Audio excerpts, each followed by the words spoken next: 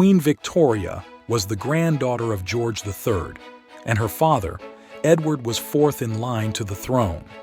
However, her father's three brothers all died without leaving any living relatives.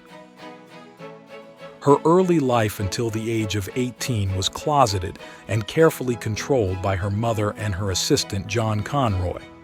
Her mother, Princess Victoria of Saxe-Coburg-Saalfeld, kept Victoria very close and allowed her little real-life experience. She was brought up with a strict set of rules and regulations known as the Kensington system. Victoria described her childhood as rather melancholy. In 1830, her grandfather George III died. He was succeeded by King William IV, but in 1837 he also passed away, meaning the crown passed on to Victoria, who was aged only 18 and somewhat unprepared for the role. One of her first decisions was to cut free from her mother and gain more independence from the controlling atmosphere she had been brought up in. She also took her new duties very seriously. On her ascendancy to the throne, she said, "Since it has pleased Providence to place me in this station, I shall do my utmost to fulfill my duty towards my country. I am very young and perhaps in many, though not in all things, inexperienced, but I am sure that very few have more real goodwill and more real desire to do what is fit and right than I have." After her coronation, Queen Victoria met many potential suitors from royal houses across Europe. She fell in love with Prince Albert of Saxe-Coburg and Gotha in Germany. They were married in 1840. Victoria and Prince Albert had a very close, intimate relationship, and she described the intensity of feelings towards her beloved husband. She wrote in her diary shortly after their marriage, "My dearest, dear Albert, his excessive love and affection gave me feelings of heavenly love and happiness I never could have hoped to have felt before."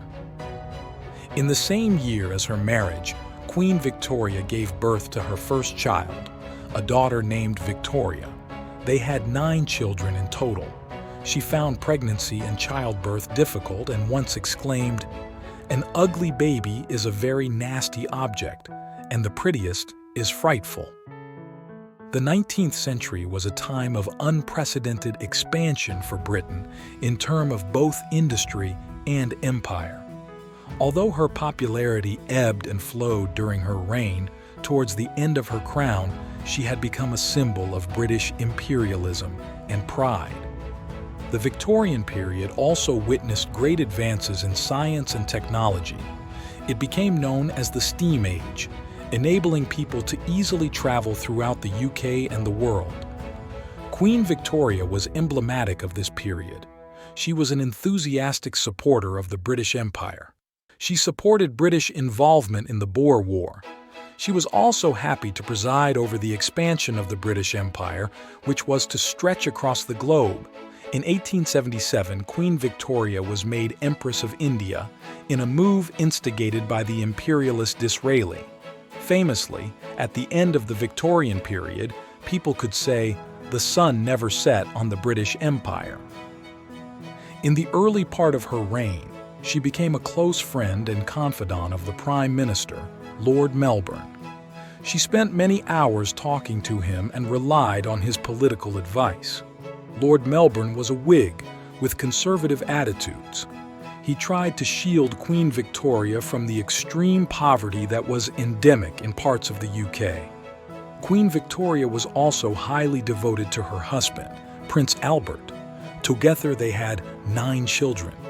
When Prince Albert died in 1861, at the age of 41, Queen Victoria went into deep mourning and struggled to overcome this loss.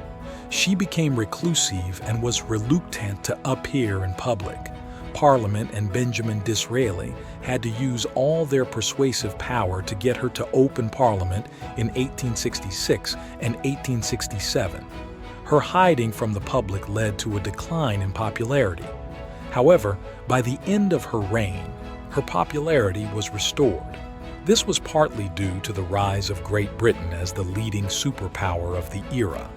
For various reasons, several attempts were made on the life of Queen Victoria. These were mostly between 1840 and 1882. She was always unharmed, but her courageous attitude helped to endear her to the public. Queen Victoria was successful in portraying a public image of an aloof queen who embodied the virtues of the British Empire. In person, away from the public glare, she was known to be a combination of honesty, plain speaking, but also prone to emotional outbursts and quite obstinate. Great events make me quiet and calm. It is only trifles that irritate my nerves. Despite her social conservatism, she was passionate about her husband and greatly enjoyed spending time in close proximity. However, even their relationship could be punctuated with loud, emotional arguments. Despite perceptions of her being dry and serious, members of the household stated she could have a great sense of humor and laugh uproariously. Don't forget to like and subscribe for more videos.